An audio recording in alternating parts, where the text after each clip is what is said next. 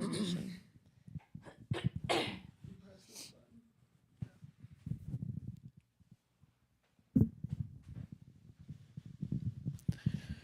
We're waiting for confirmation, as we do. It's the real professional media outlet that we are.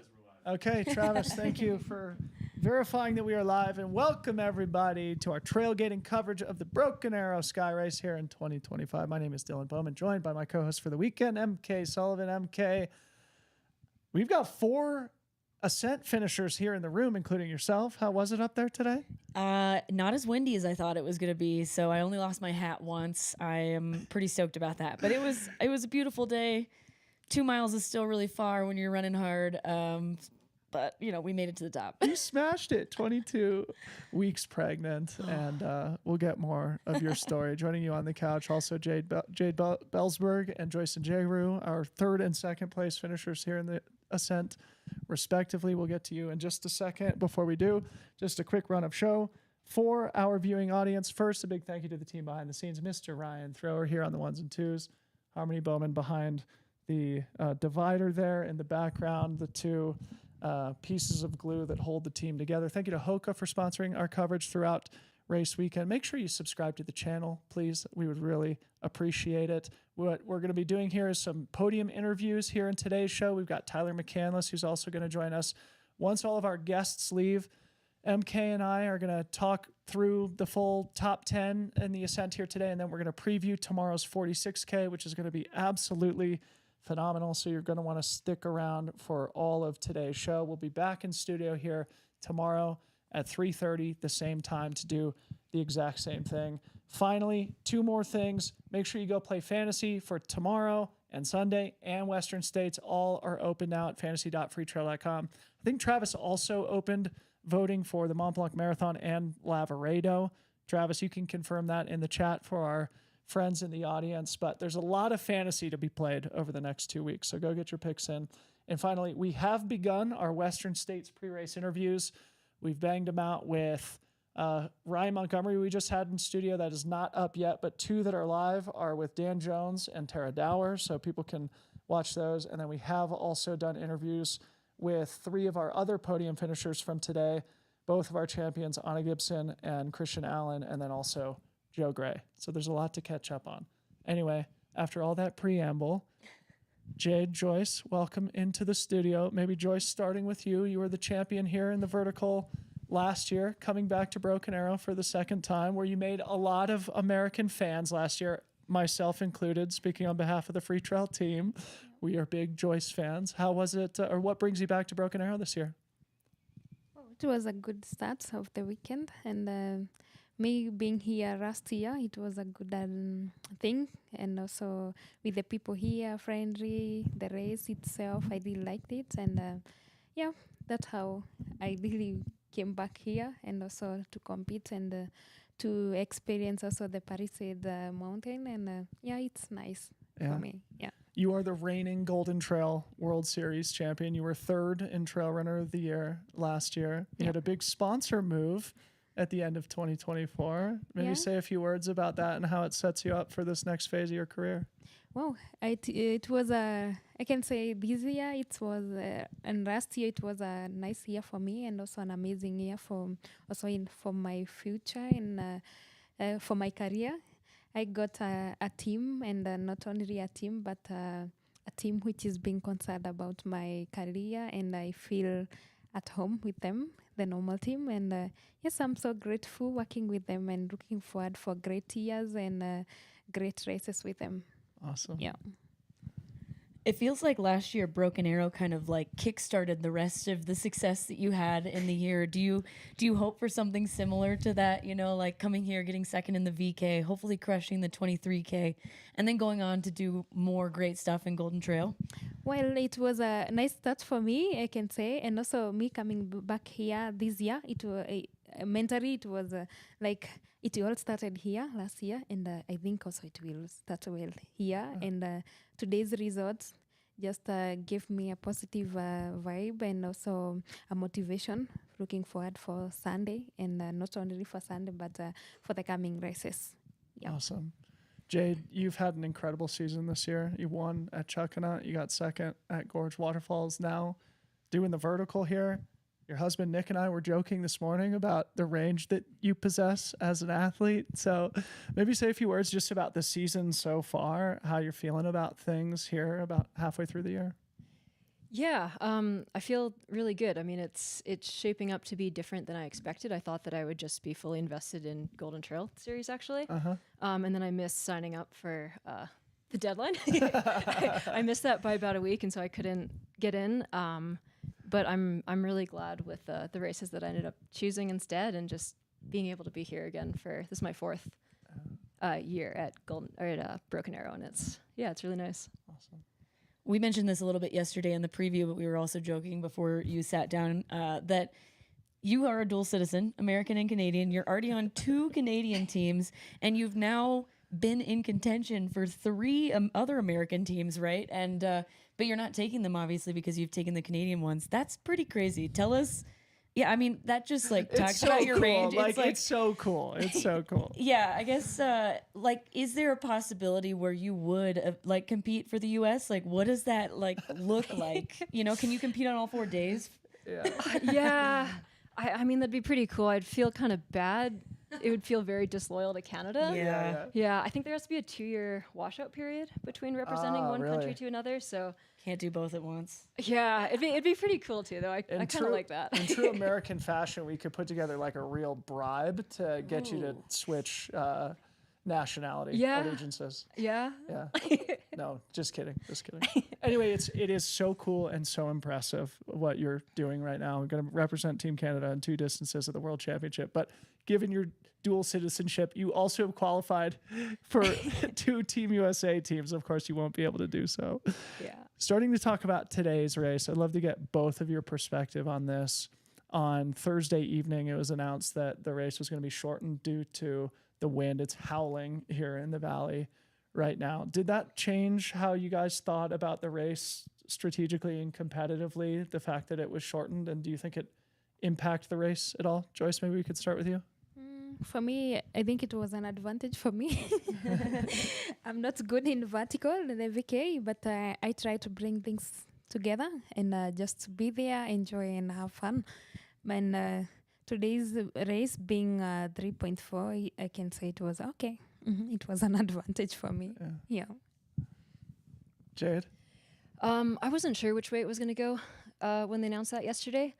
Usually I like it a little bit longer, but I do think it ended up working to my advantage because there was so much, to me, less runnable terrain, and there was very, very little descending, and it gave me the opportunity to power hike a lot more, and I would say that that's my strength on uphill. So.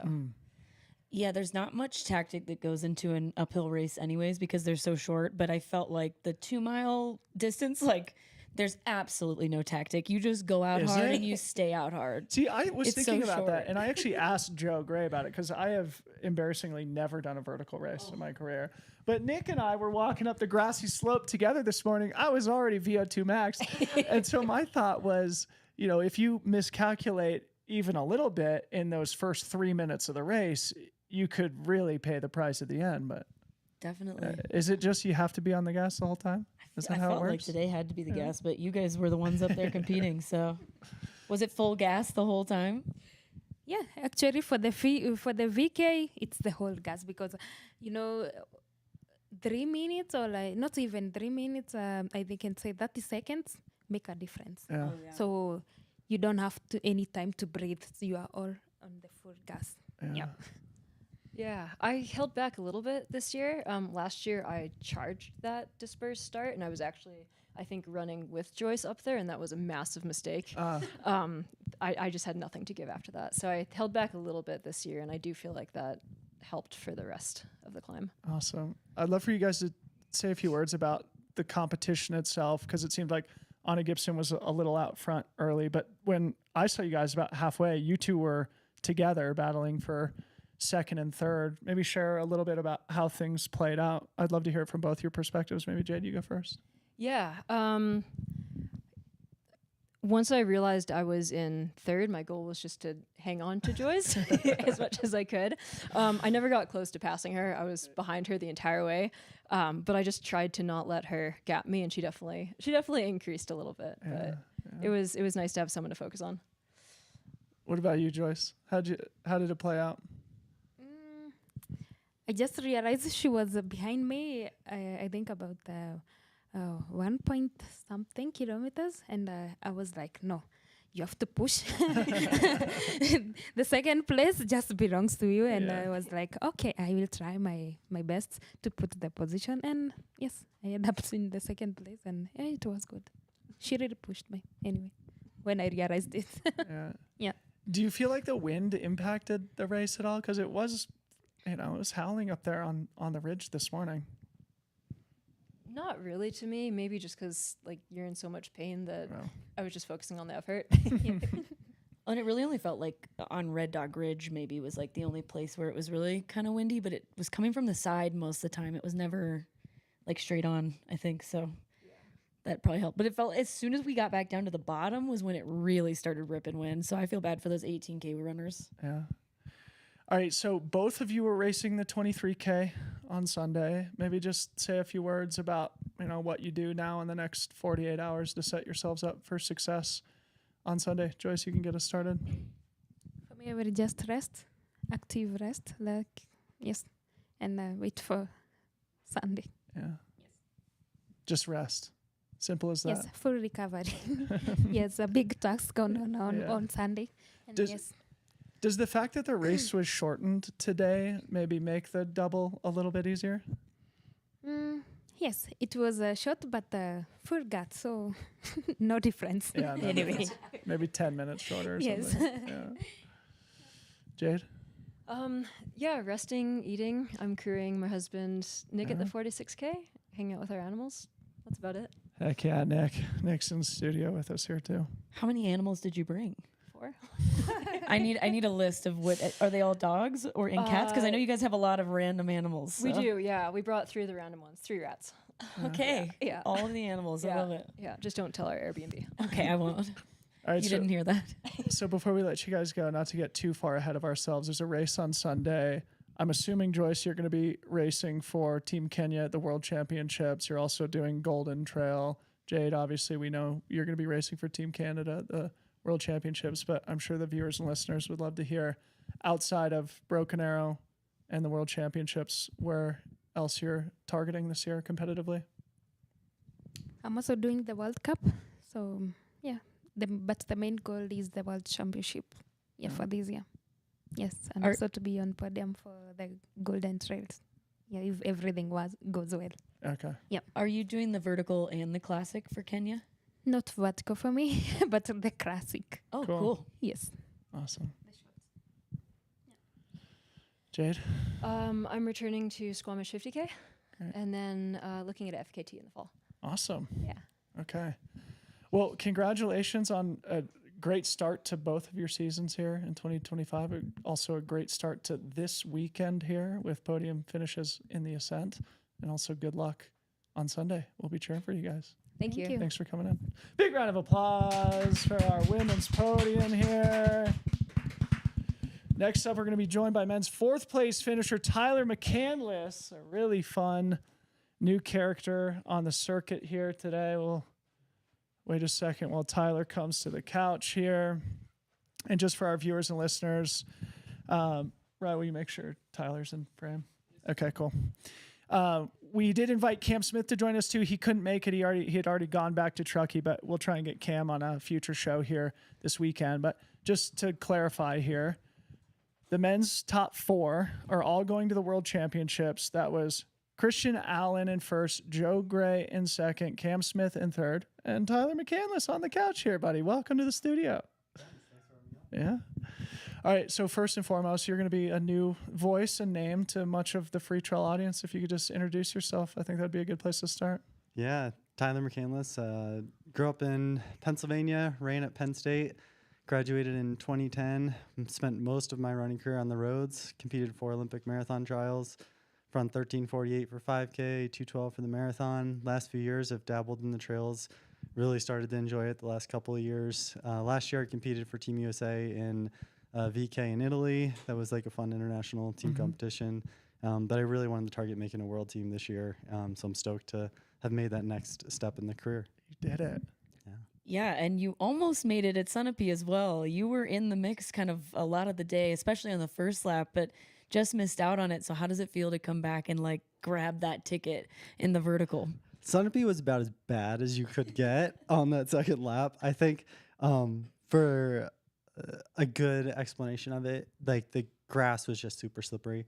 And on the way down on the second time, I slipped. There was an area that was like a technical section, and you had to jump over these like metal bars that were half in grass. And I slipped before it. I slide head first. I come to a stop like 2 feet before those metal bars. And it was like the epitome of how that race went. And I was like, all right, not making the world team. I'm on the ground, you know. And then today was the exact opposite of like feeling strong and being in that top 4 the whole time. So yeah, it was really rewarding today. That's awesome. Okay, so tell us a little bit more about why you're coming into trail running now or in the last couple of years. What gave you the curiosity to move over from the road and track? Yeah, in 2021, there weren't that many races coming back from COVID, and I figured that there would be track races. So I got really fit for the track. I ran 13:48 and 28:50 for the 5K and 10K. Jeez, and bro. I was hoping to make the U.S. championships that year on the track, and I missed it. And there were some mountain races in Vail, and I was like, "Oh, it's a 10K. Well, like how hard could this be?" And I ran really well, and I was second to Joe Gray there by like 15 seconds or so. And I was like, "This trail running community is really cool. Like everyone is like awesome, and it's fun." That was kind of my entryway into doing trails, and then since then I've kind of chosen some, had some amazing experiences, fallen, you know, face first in some other ones, but it's been really fun to like learn the trails more. Rad.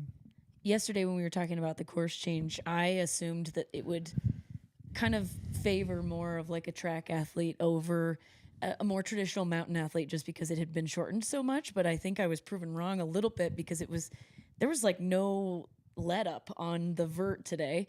And so I'm just curious, having done both now pretty successfully, do you feel like it was better to have been a track guy or a mountain guy in today's situation? You know, I came in Tuesday night. Wednesday, I ran the course as it was marked, and except for the final like mile-ish. So I saw like a good portion of it, and I loved it. Was like dirt road, like a good grind, but very runnable. And then Thursday, they announced that they're changing the course, and then I didn't get to see that portion of it, like from 1 to like the finish today.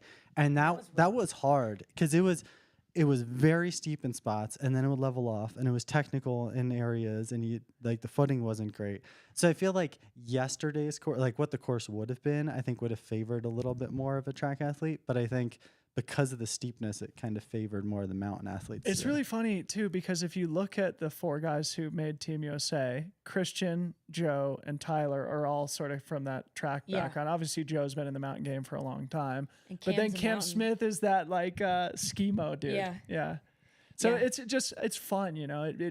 That's what Broken Arrow has sort of become known for. That, you know, we've seen people who come from the skimo side of things. Eli Hemming, coming from triathlon, sort of started making a name for himself here. I remember back a couple years ago also, like the obstacle course racers were coming to Broken Arrow too. So it is like these mountain races are sort of the melting pot or the equalizer for a lot of people who have different athletic backgrounds. Yeah, I agree with that. Yeah. That's why we love short trail. Yeah. All right. So tell us about the race today, because I mean, we were just looking back at the clip, which we're going to play for the audience here in a little bit. But at about halfway, you know, it was pretty much established the top 4 as like how it finished at the end.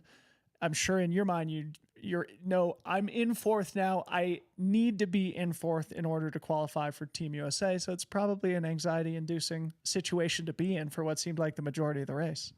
Yeah, there was relief at the finish line. It wasn't as much joy as I had expected for making the team, because it was like, I'm in 4th, right? I was in 4th. Right?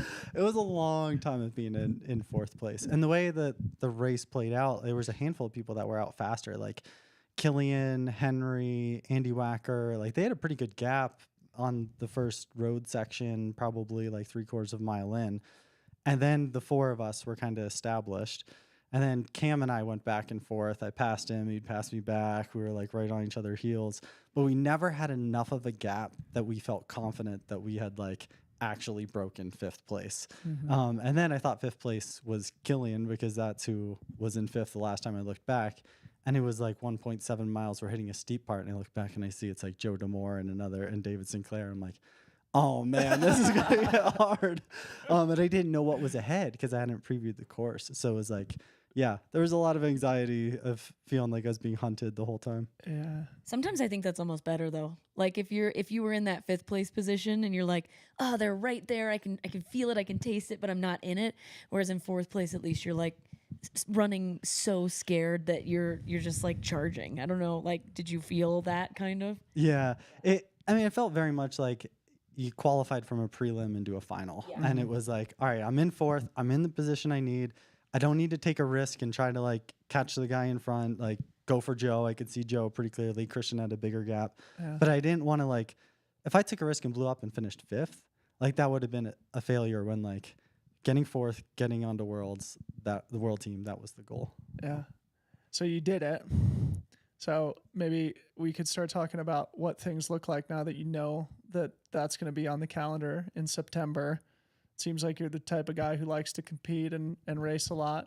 You're not racing the 23K this weekend. We've already established. We could maybe try and persuade you to jump into the 46K to make the short trail team tomorrow also. But given that that's unlikely, maybe share with the audience what the season's going to look like now that you know you have this big goal in September.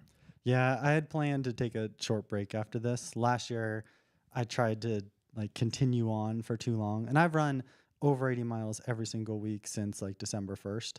So I need a break. Yeah. So I'm going to chill out, take a few days off, start to build up and kind of plan the race schedule from there. So probably not racing anything that competitive in July, see what I can do in August.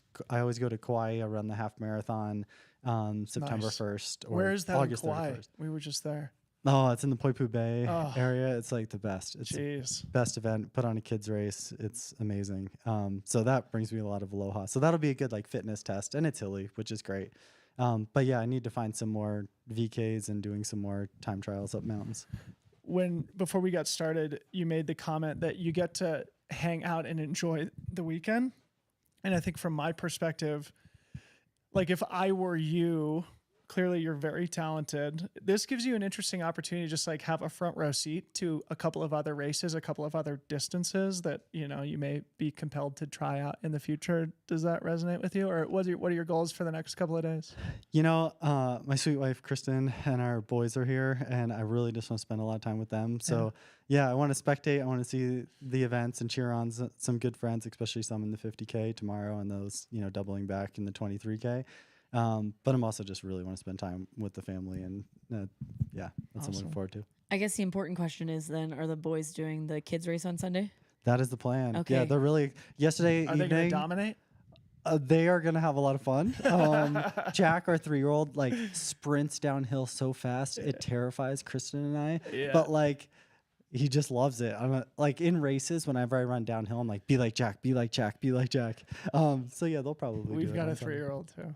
It's awesome. So it reminds me of something we talked about with both Christian and Joe Gray. Christian's got 3 kids with number 4 on the way. Joe's got 2 kids.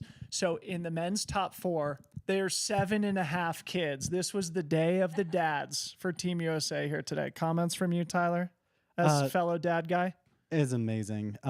Like this is one heck of an awesome human being team. Like these are just 3 other really amazing dudes. Stoked that, you know, I'm 38, Joe's 41, and we're still, you know, I feel like I'm entering my prime. I think Joe is like crushing it too. So it's a really exciting time, I think, for us. I mean, that's remarkable, EmKay. I mean, I'm 39, so it feels especially remarkable to me. I asked Joe the same question, but I'm sure the audience would love to hear it from you too, of just like how you've been able to stay in touch with that super high-end explosive power. I mean, that's pretty remarkable to have a 38-year-old and a 41-year-old on the vertical team for Team USA. Yeah, when I planned out my season, I was like, I'm going to focus on short and fast early. So I did a lot of track work in the winter, and shorter, faster hill sprints. And I feel like I always keep a good season of doing shorter, faster work. I've been coached by Steve Jones, who broke the world record in the marathon back in 83 or 84 for over 12 years. And we have a great working relationship. I know what I'm doing. He's an amazing mentor.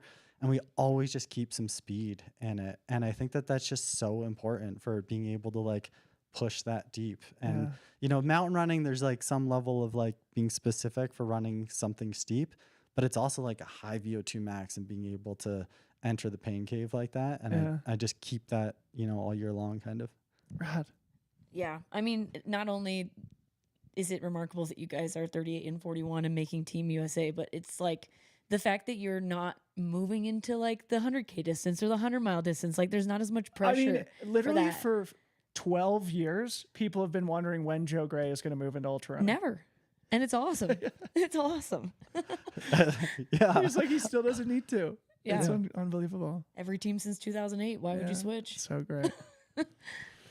Tyler, any closing comments from you? It's great to get to know you. Yeah, great to get to know you as well. But most importantly, thanks for what you're doing for elevating the trail community. I mean, there is something special when you come to the trail races like Broken Arrow, like Sunapee, like Vail GoPro Games. Like there's just an aura of positivity, and you know, Freetrail just does it spot on. So thank you. Thank you, bro. I didn't even mean to tee you up for that, but holy smokes. Trail running will save the world, man. It's great to have you within the sport too, and you're gonna help us save the world too. So big round of applause for Tyler McCandless, Team USA, 4th place, father of 2. All right. Thank you for joining us, Tyler. Yeah. Thank you. Yeah. Okay, so now that we are done, EmKay, that was so fun. Yeah. Was that rad or what? Yes. Okay. I loved it. All right, so now that we're done with our guests here this afternoon, Ryan's going to pull up a fire clip that I got up on the mountain today. This is probably around the halfway point of the vertical here today. So our audience is going to be watching this while we plow through some of the deeper results. So maybe just starting with the men, because I have it up here in front of me. I'm just going to bang through the top 10, and then we can sort of talk through some of our analysis here, EmKay. Christian Allen, of course, our champion, finished in 23:49, roughly 23 seconds behind him. The great Joe Gray finishing in 24:12. Cam Smith, the Skimo champ from Crested Butte, in 3rd, 24:24. Tyler McCandless just got off the couch. He finished 11 seconds behind Cam in 24:35. Then it was David Sinclair, an agonizing 5th in 24:49. Joe Demore, 24:51 in 6th. 7th, finally, our first non-American, Philemon Cariago, finished in 25:06. Then the Swiss powerhouse, Roberto De Lorenzo, 25:12 in 8th. 9th place, a great run from Ryan Becker from Telluride, 25:13. He's been really steady here at Broken Arrow for the last few years. Rounding out the top 10, Remy Leroux from Canada, 25:15. A really solid top 10. Comments from you, EmKay? The year of the American man. And I mean, we'll talk about the women's race too, but I kind of expected a little bit more, I guess, international like injection in this top 10. But obviously with Patrick out and Killian having the day he had, like the American men showed up. Yeah, they did. I mean, I think they had, what was it? The top six overall. Yeah. So wasn't the way that you would, I mean, I'm sure most fantasy teams weren't predicting that. But my Freetrail on the men's side is just wrecked. I haven't even looked. I'm too scared to look. I'm sure one of the things that the audience is thinking the most is what happened to Killian. I mean, we've already gotten DMs to that effect. Maybe you could share that with the audience. I saw on his Instagram that he said, it feels like he basically traveled in yesterday and then he was having some like just post-travel stomach issues. According to what Tyler just told us, he went out pretty hard. Like he did go out in first and then quickly realized that the body just was not having it. And he finished, I think, like 2 seconds in front of Anna Gibson. So 5 seconds in front of Anna Gibson. Yeah. pretty awesome. And yeah, you said that he intentionally stepped out of the way to make sure that Anna got the glorious photograph at the finish. I don't know if like maybe he knew she was behind him or somebody said something, but I saw a video of him finishing and then he just like steps out of the way so that Anna can like have her moment, which was very nice. Yeah, very, very cool. But yeah, props to the American men who really, you know, showed up here today. 7 out of the top 10, including the top 6. Really, really strong. That American team for Team USA is a really fun mix of characters. It'll be Yeah. interesting to see who will get that resume spot, because I think in situations like this, the selection committee, don't quote me on this, often will look at the people who finished just outside of that qualifying threshold. In this case, people like David Sinclair and Joseph Damore. So time will tell. I think there's probably a 2-week deadline to get your resumes in now, at which point they'll make the announcement. This team is full. All because it's just 4 for. Is it? Yeah. So vertical and classic is just 4 athletes. Excuse me. They'll have an alternate. So like David Sinclair, I'm pretty sure will be the alternate in case any of those guys drop out. Okay. But there are no resume spots for the shorter trail team. I can't say short trail because that's another. So yeah, it's 6 spots for the short trail and long trail team and 4 spots for the VK and classic. Yeah. Okay. So this team is set. Yeah. Okay. So of the top 10 men, let's see if we can name all the people who are going to be doubling back for Sunday. The one person who's doubling back tomorrow is our reigning 46K champion, David Sinclair, who will have his second chance this weekend to make Team USA, and he'll be going in with a little extra motivation, finishing 1 spot outside of Team USA here today. So and David, I think Ryan Becker as well. he's is doing the doubling 46? 46. Okay, Yeah. awesome. So then on the men doubling to the 23K, we've got Christian Allen, Cam Smith, Philemon Curiago, Roberto De Lorenzo, and I think Remy LaRue. So I think 5 out of the top 10 are planning to double to the 23K. Which is awesome. Yeah. And I mean, like it being a 2-mile race, obviously it's still just as intense, but I do think that that's got to like be less taxing than a 4-mile race up to 9,000 feet. Like we had to have been at just like 7K instead, which is pretty nice. And I think it is relevant to remind the audience that last year, Joyce Njeru and Patrick Kipneno won both the Ascent and the 23K. So it's really, for the professional athletes, speaking about the freaks of nature in the world, it's not that difficult to do the double with a 48-hour period of rest in between. But that will be a fun storyline to follow. But then we'll also be thinking about people like El Hussein El Azawi and Remy Bonnet, who skipped today's vertical race, and how does that impact their race in the 23K. Any other words on the men before we move to the women? I guess I'd just like to say that I'm glad to see Christian Allen on that team. I really did not think he would make it after watching Centipede Scramble, but he is definitely one of the best vertical athletes we've had. Obviously, he's just come back from a stress fracture, which is unfortunate. So I'm very glad to see him on this team. I mean, what a stud. I'm glad you brought this up, because he was just in studio here, and he and I have been corresponding, trying to set up a podcast for like months, and it just hasn't worked out. So this was really the first time we got to sit down one-on-one, and he's got so much swag, and he also races with style and aggressiveness, but he's also a really humble father of 3 with a 4th on the way. Like he's really, he's both like out there and very relatable at the same time. Yeah. He's No, a fun character to follow. This men's team is going to be great. Yeah. I'm stoked. All right, moving to the women here. I'm just going to blast through the top 10 like I did with the men. Of course, our champion here today, Anna Gibson, who, as she said, has taken her game to a new level here in 2025, finishing in 27:32, a mere 5 seconds behind the great Kilian Jornet. In second place, of course, Joyce Njeru, a full minute and 30 seconds back, 29:06. Jade Belzberg looks like about 15 seconds behind Joyce in third. Sydney Peterson, I want to talk about her finishing in 4th place, punching her ticket to Team USA in 30:19. And Pema Franchi from Ecuador, another very interesting teenager. 12 years old. No, she's 13 now. This results thing says 12. Oh my gosh. Not even a teenager. Maybe somebody in the chat can confirm that. But she finished 5th place in 30:37. I met her here last year. Let's come back and talk more about Pema here in a second. 6th place, the Hilly Goat qualifies for Team USA. Sort of a classic ultra runner, finishing in 6th here, 30:40. In 7th place, Jess Brezeau, following up a great 5th place here last year with a 7th this year, 30:56, also on Team USA. 8th place, Janelle Links, 31:12. 9th place, Laura Hamilton from Australia, 31:14. 10th place, Alexa Aragon from Salt Lake City, 31:12 or 31:22.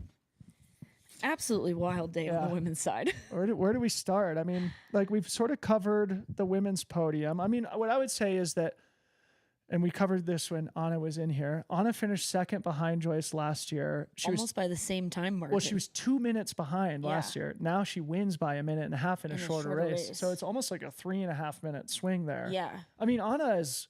She's on one. Well, the point I made to her in our interview is like, not only is she on Team USA in both the classic and the vertical, but she's sort of the leader of the team. She's like 25 years old. Yeah. I mean, Danny and I have talked about this quite a bit. Like after her performance at Sunapee Scramble, Anna was 6th, I think, last year at Sears and All, which is incredibly impressive in your debut. I don't see her outside the podium this year, which is crazy. Ryan and I were just saying she could win the damn thing. Yeah. Yeah. Yeah.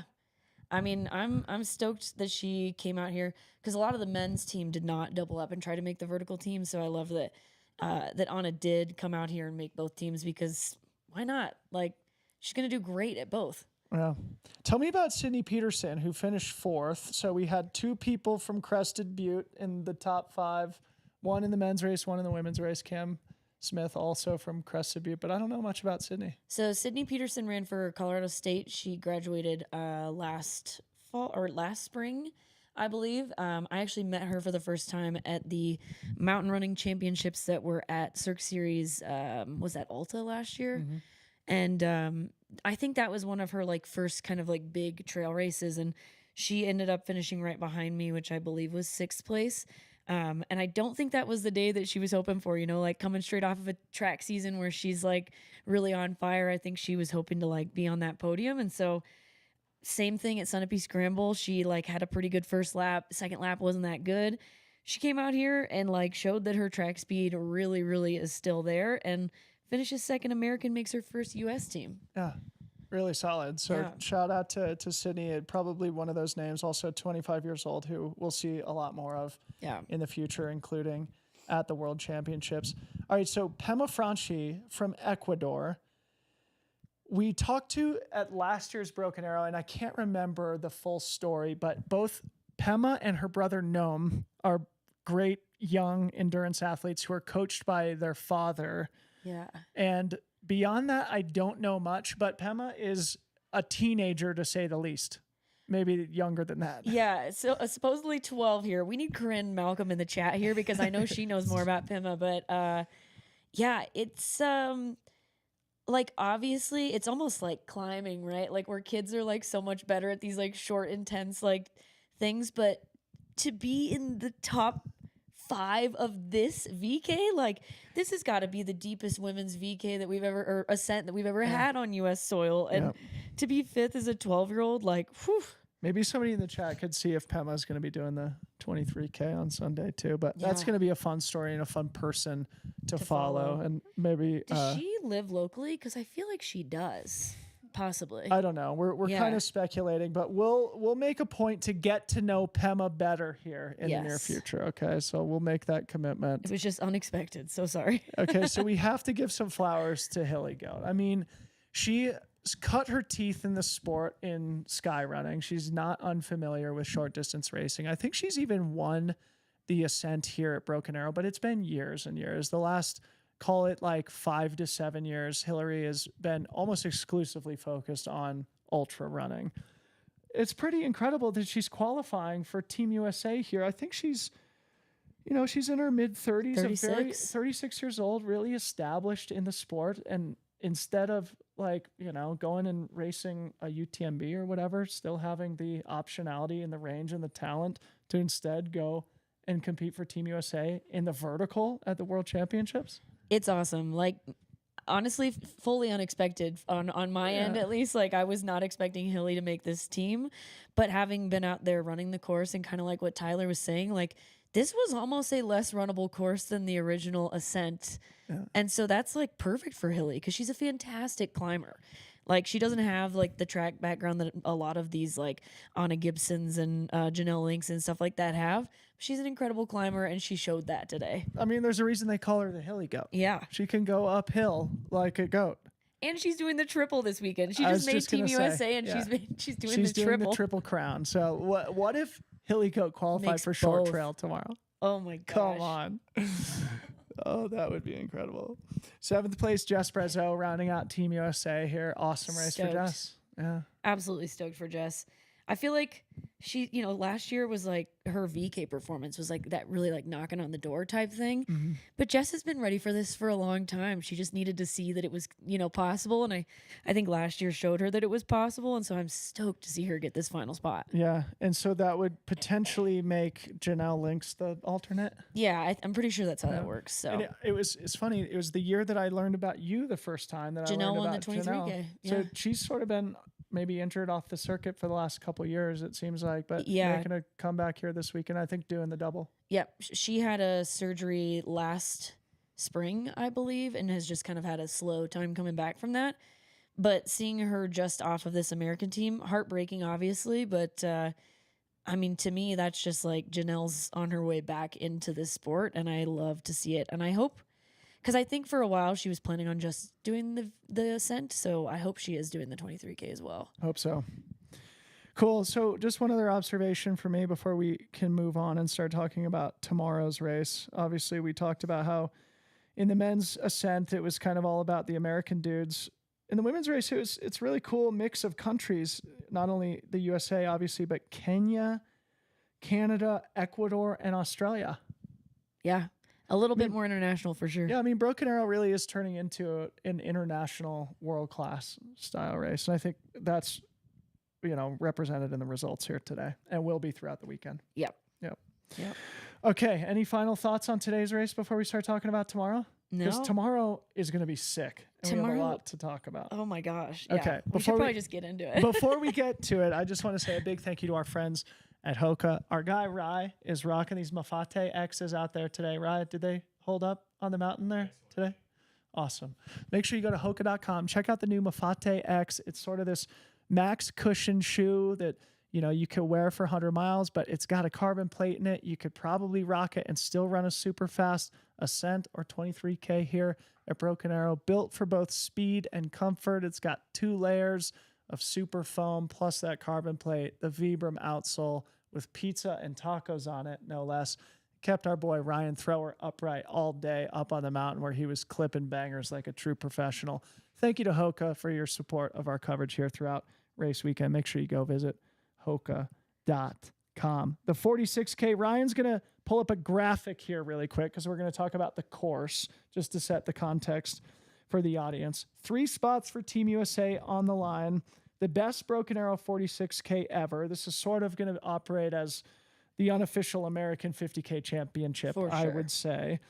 But before we get to that, our audience is looking at the course now. EmKay, you've done the race, or you're familiar with it. Well, yeah, I'm familiar with it. I did not finish lap 2 last year, so maybe you could just share a little bit about what the course entails. Yeah, I mean, so it's 2 loops of the 23K course. The very first part of this course is kind of just almost runnable, like you're still running uphill, but it's quite fast. And then you go into this really long, like 6-ish mile climb to the top. And then you bomb down into the very bottom of Shirley Canyon. And then you have to climb back out of Shirley Canyon, which is only like a 10-minute segment, but for some reason feels like your whole life out there. Yeah. And then you've got this nice cruisy, like 4 miles down into the village. But then you cross the finish line and you get to do it again, which actually like is, that getting to the start line would be like hard mentally, but I think it is so much harder than people give it credit for. Yeah. Starting that second loop is no joke. All right. Yeah. Tough course out there. So just to give the stats, roughly 28 miles, 8,700 feet of climbing. So yeah, up to 9,000, almost 9,000 feet at the top. Packed in there. So maybe before we start talking about the fields tomorrow, a couple more things. I'd love to have you comment on maybe how you're viewing the expected dynamic, because this is going to be the deepest and most competitive Broken Arrow 46K we've ever seen. Usually there's separation after lap 1 because it's just not quite as deep as the vertical and the 23K have been. Do you anticipate that we might start seeing pack racing like through that first lap and, into that second lap, given the depth? I think especially on the men's side, based on the way that all of those men ran Canyon's 50K, I think it's going to be a very similar day where they come through that first lap and we've got a lot of men still together. whether that's a mistake or not for a lot of those guys will be, what we find out, like how many of them went out too hard. On the women's side, I think there will probably be a couple of different packs. I see a couple of women taking it out very hard, and then a larger group of women kind of like going out a little bit more conservatively, but not necessarily letting the race get away from them. But still pack running for sure. Yeah. Really, really interesting. And I think it'll be fun for people who are here in Olympic Valley. It's really easy. You can obviously hike up onto the course and watch, but also this is the one crew point. So it's fun to be in the village and see the athletes come through for that first lap, because you can really assess who's strong and who's suffering. And Plus you can get to tell, watch the crew transitions, and it's just really convenient for people who are here. It's just an easy race to spectate in that respect. One other variable we should touch on before we talk about the favorites is the forecast for tomorrow. Today, super windy, but it's expected to blow out, but it's supposed to be freaking cold. Yeah. High of low 50s tomorrow, but in the morning, we could be seeing sub-freezing below 30, temperatures. yeah. Are there Down going to here be in the jackets village. on the start line tomorrow? I mean, I would be definitely warming up in like long tights, jacket, hat, but I mean, honestly, that's like ideal weather. Yeah. I remember when I ran Broken Arrow in October of 2022, it was like 30 degrees in the morning, and I was like, I'm going to freeze out here. But as soon as you get going, perfect. Yeah. So, I mean, it's definitely going to be cold, but I think most of the athletes in this field would prefer that over the heat that we had last year. Yeah, 100%. So David Sinclair, I think, set the new course record last year. Yeah. Yeah. Will that in all likelihood is in danger. Obviously, David Sinclair is as good as it gets in mountain 50Ks. He's in the field, plus with the level of talent that we have, we're on course record watch for sure, but for both the men's and women's races tomorrow. All right, so let's start talking about the favorites, maybe starting with the men. We can pick up where we left off in yesterday's show and just remind the audience, one of the storylines that we talked about was David Sinclair, the defending champion, versus Eli Hemming, the defending world champion, you could call it, at the 50K distance, having won OCC last year. I would say those two probably come in as the favorites. So you could comment on them, but also we could start going down the list of who else you might put into that category. Yeah, I mean, I mentioned this yesterday, but David Sinclair ran so fast last year that it almost seemed like nobody was ready for him at the finish line. Yep. He's like probably one of the few people to have ever not just absolutely positive split these laps. I think his first and second lap were like a minute different or something like that, which is crazy. But yeah, I mean, Eli Hemming had a fantastic day out at OCC despite an incredibly stressful bonk. Yep. Still went out and, won the whole thing. But, I think that those two are probably the favorites, but there's a bunch of other guys here that I think will just kind of send it and see what happens. And I think it'll work out for a couple of them. That's how I kind of feel like it's going to play out. That's why I brought up the pack racing, because for the most part, these guys are all so talented that they can keep up with each other for 14 miles. Yeah. And it's going to be the first climb on the second lap where we start to see who the contenders are versus who starts to suffer. So maybe talking about some of the people who have experience here who could perform very well. One guy I just want to flag is Eddie Owens, who ran his first 50K at the Big Alta earlier this spring. He's coming straight from sea level, but he's super talented. And I think he was 7 or maybe 10 minutes behind Eli at the Big Alta, but Eli absolutely slayed it. And it was Eddie's first 50K, beat Remy LaRue there. Nick Handel, another Bay Area guy who's done well here in the past. Ryan Becker, who we just talked about, has a lot of history here at Broken Arrow too. As well, we got Mike Sansiri, who has won I think he last year. pulled Oh, out. did he officially pull out? Oh, that's a bummer. Yeah. But it makes sense. He's been going through a lot of like stressful stuff recently. Yeah. Trayson Knopp ran here last year. Cole Campbell, Stud. Absolute stud. USATF I feel like 50K champ last year. he's overlooked a lot, but I think he was like 5th or 6th here last year, actually. And I think this is his 3rd time running the race. Yep. Let's look. Who else is like One run here? One name that has been flagged to me a couple of times, like as we start to think about This is a race also where obviously people can get onto Team USA, but it's a really good opportunity for the young bucks to cut their teeth and make a name for themselves. Sort of like EmKay Sullivan and Janelle Links from October 2022. It's a place where you can springboard your career. Couple names that have been brought up to me, Colorado guys, Cade Michael, who I've heard is an absolute savage. And he is like buried deep in fantasy. Yeah. Because he hasn't raced that much. And when he has, it's like in Golden Trail. Yeah, where he's like 10th. Where like a 20th place finish is world class. But everybody says in Boulder, like Cade Michael is the real deal. Yes. And that's always the signal is like when great athletes are like, dude, look out for this kid. And he ran that Canyons 50K where they all went out just insane together. And he ended up kind of having a pretty crazy bonk on that last climb out. But prior to that, he was in a really good position. And it's just like, you know, we've all been in that situation where you're running your first time at this longer distance and you're like, oh, I'll be fine. And then you bonk. But like, you know, he's done it a couple times now. He's probably feeling a little smarter about it. Like, I think Cade Michael is a definite threat. Yeah. So speaking of the Canyons 50K, the other name that's been brought up to me a bunch is this Finian Jacobson Schulte guy. Yeah. He was second at Way third. Too Cool. Okay, yeah. Second at Way Too Cool. Yep. Third at Canyons behind Seth Ruling and Matt Daniels. Someone else No that's slouch. very Another buried. Boulder guy, I think, or Colorado guy in general. So another interesting name. Do you know much about him? Do you have any color? I don't. My husband Tommy ran Way Too Cool 50K this year and was third, and Finian finished right in front of him, and we were like, "Who is this?" Yeah. But then we saw him at Canyons, and we were like, "Okay, who is this?" But also, why do we not know who this is? Yeah. Another name who's buried deep, Jeshrin Small. Yeah. Stud.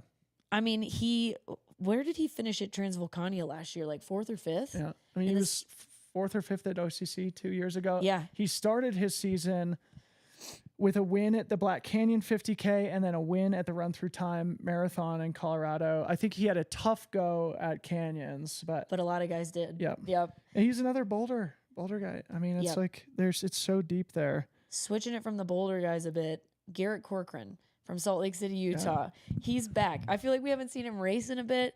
And, you know, he's been on Strava sandbagging. I'm tired of it, Garrett. Quit sandbagging us. I'm sure you'll do fine.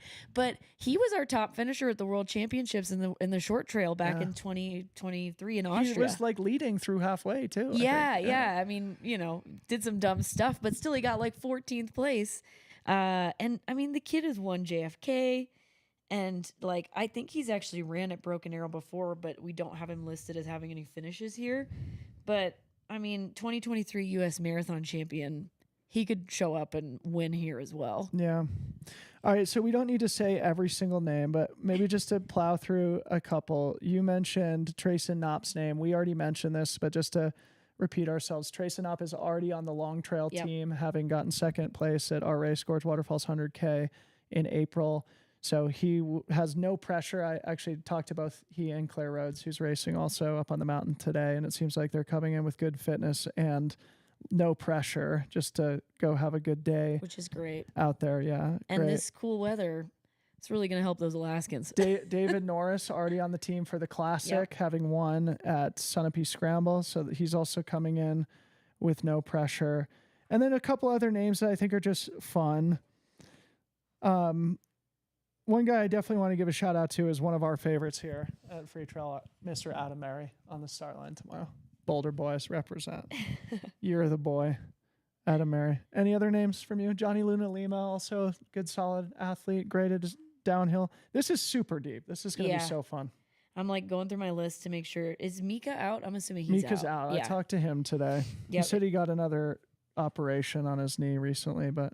Okay. Yeah. I mean, I've got like, 12 guys here that I need to pick for my top 5. Yeah. So okay, we'll see. Anyway, that gives the audience at least a quick preview of the names that we're looking at. But suffice it to say, it's going to be a super fun one, and we can't wait to be out there on the race course all day tomorrow. Moving over to the women, let's start by repeating something we said yesterday. Probably the biggest headline on the women's side: Grayson Murphy making her ultra debut.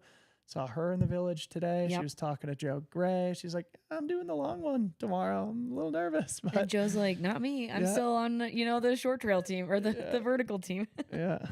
But, I mean, 2-time world champ coming in for her longest race. She was second place at Don't Fence Me In earlier this year, which I believe is like a 30K. And she's a U.S. champion from last year at Cirque Series. So it'll be fun to see how she stacks up. I mean, because she didn't pick an easy race to debut at this distance. Like, she's racing the best 50K women in the U.S. hands down. Like, it's gonna be wild. So I would love to have you then tee up. If we view Grayson as, you know, sort of like, you could call her the favorite, even though it is her debut at the distance, the most decorated athlete on the international scene in the field tomorrow. Who would you view then as kind of that next crop? There's a lot of women here. I'll try. Go ahead. Yeah. Well, we got Jen Lichter, was 4th at the short trail in Austria a couple years ago. The year you finished 9th. Yep. She has also won this course, holds the course record for the course that we are running here. Helena Faulkner has won this race twice now. She's the course record holder on the snow year, I guess, but also was 3rd at CCC, has won Kodiak, Formidable. Like, you know, she knows what she's doing. Claire Rhodes, already on the long trail team, but she was on the U.S. team last time around as well. Tabor Hemming, 1st at the Big Alta 50K this year, 2nd at Canyons, despite a very tough emotional week. 1st at Desert Rats, Jess Brazeau. We can't count her out. Like, this is one of her first, like, attempt. Actually, this might be her first time running the 46K here. I think she has a shot for a double team. Team USA. Yeah. Awesome. Danny Moreno, one of the the best 50K runner that the U.S. has probably ever had. Yep. She was 3rd at OCC. Prior to Katie Scheid, she was the first American to podium at OCC. Yep. And she was the highest finish, obviously, at that point. Kimber Maddox. I mean, those are probably, like, the ones straight off the bat that, like, you know, that's a lot of experience in one race. Say a little bit more about Danny, because she's coming back from injury. I know she's really been focused on Broken Arrow specifically as, like, kind of an opportunity for her to, you know, prove to herself that she's through the, you know, that hard period. Absolutely. Yeah. I mean, I think a lot of people know this, but Danny broke her foot on the final descent at OCC last year, where she still finished 6th place. And I think she's definitely still at a point where maybe she's not sure that she deserves to be on this team, but I know that she's definitely a contender in my head. Yeah. But it's hard to come back from an injury like that and feel confident. But I have no doubt that, like, she's going to be in the mix for that top position, if not the top, or, you know, top 4 for sure. Yeah. Sarah Beal, Addie Bracey, Sam Lewis. Some younger names that are, like, newer to the list, but I think definitely deserve shout outs. Lindsay Allison, I think she was 5th here last year. Thank you. Erin Moyer was just 3rd at Big Alta 50K. Yep. She's a Reno gal. Ruby Lindquist was just 2nd at the Mount Fuji 70K, I believe. Let's see who else we've got on here. Ruby won the Big Alta 28K too. Oh, yeah. Yep. Yeah, so just some, like, younger names. Emily Svan Avis, somebody who's overlooked a lot. She's out. Yeah, oh, shit. I was going to say, because she's been, like, top 10 at CCC the last couple of years. Is a perfect race for her. But Sarah Carter, 3rd at Chuckanut this year in one of her first 50, or I think her second 50K. Cool. So just to round things out here before we go, I'm glad you mentioned Lindsay Allison. Don't want to overlook her. She won the USATF 50K championship at Headlands last year. Alta. Yeah, and just, like, always steady. So she'll be up there too. Emily Smits and Hillary Allen, I think, are all, and Amanda Basham, I think, are all doing the Triple Crown. So that's going to be a fun storyline. Mally Noyes is a fun name too. Yep. She's like a professional free skier from Salt Lake City. So not just like a ski mountaineer, not just like an endurance skier, but like a big mountain. Oh yeah, she just skied like all of the lines, like in, I don't know what the stats are. Sorry, Mally, but she was podium at Broken Arrow Speed Goat the last 2 years. Yeah. So, like, this course is perfect for her. Yeah, I saw her race Speed Goat last year. That's where I learned her name, and she's just an interesting athlete. As we began our show here today talking about how Broken Arrow's been this, like, melting pot of people from different disciplines, Mally Noyes, really the first free skier who has a chance to, you know, make a team, break through and establish herself as a pure trail runner also. So tons of awesome names, tons to be excited about for tomorrow. What are your plans tomorrow? Are you going to be out on course? Yeah, I think my plan is to be at the top of Shirley Canyon for the first lap, and then run over to KT for the second lap, and then try to get down to the finish in time. Yeah. Because there's a lot of time in between, but I want to see both laps. Yeah. All right. So as a soon-to-be mother, Yeah. you'll want to observe what Harmony and I do tomorrow. Okay? Okay. This is some parenting advice. All right. Get yourself an Osprey Poco, the packs that you carry your kids in. I'm pretty sure I have one in my garage already. We brought our poles, so we're gonna strap Rhodes to Dad's back, and the family's going for a hike up to high camp tomorrow, and hopefully make it up there in time to see the leaders come through. It does start at 7 a.m., which makes it rough, but I think you guys will make it. Yeah. Hopefully we'll start a little bit before 7, and then they'll be, You guys are at least already in the village. Yeah, so. we'll hopefully beat them up there. But yeah, I think I've already got one of those in the garage, so it's a great possession to have. we'll be stoked to strap that kid on. Enter parenthood. But that's going to be our plan tomorrow. Ryan's going to be out there clipping bangers, as he does all day. So you're going to want to stay locked and loaded to Freetrail's Instagram account. Also, any closing comments from you, EmKay? That was a super fun show. Yeah, that was great. I mean, I could literally talk about this 46K for like another hour, but just go watch it tomorrow. Come out. This one is not live streamed, so you got to come out to the course and cheer for people. Hey, it reminds me, I'm actually doing the broadcast for the 23K. Yeah. So to our audience who are subscribed to Warner Brothers Discovery, I think that's the only way you can watch it live. It won't be on YouTube. I think there's a 24-hour embargo. So the 23K will be available, I think, on YouTube, the Golden Trail channel, I believe, starting on Monday. Okay. But I'll be on the broadcast for the 23K, which I'm excited about. So just for our audience. Okay. Well, that was an awesome show. As we wind down here, a reminder to our audience, please subscribe to the channel. You would make us so happy. We are here in Olympic Valley for a full another week, talking all about Broken Arrow through the weekend, and then we begin our Western States coverage starting on Monday. Our studio is going to be set up down in Coffee Bar, so if you're here in Palisades, Tahoe, make sure you swing through at some point during the week and say what's up to your friends here at Freetrail. Go play fantasy, as I said, not only Broken Arrow, the 46K, 23K, Lavaredo, Mont Blanc Marathon, Western States, where we pick 10 deep, one of the only races of the year where we pick 10 deep, so you're going to want to go get your picks in for Western States. We're back in studio here tomorrow at 3:30. Going to be doing sort of the same thing, talking about what happened in the 46K. Hopefully get some of the podium finishers in. A reminder, go watch the interviews that we did with Joe Gray, Anna Gibson, and Christian Allen. And then also we've got 3 Western States interviews that are up with Dan Jones, Tara Dower, and soon to be Ryan Montgomery will be up here soon. Thank you to Hoka for supporting our coverage here today and throughout the entirety of the week. And finally, last but not least, a big thank you to the team behind the scenes, Mr. Ryan Thrower on the 1s and 2s, Harmony Bowman, who helps us put all this stuff together, the unsung hero for EmKay.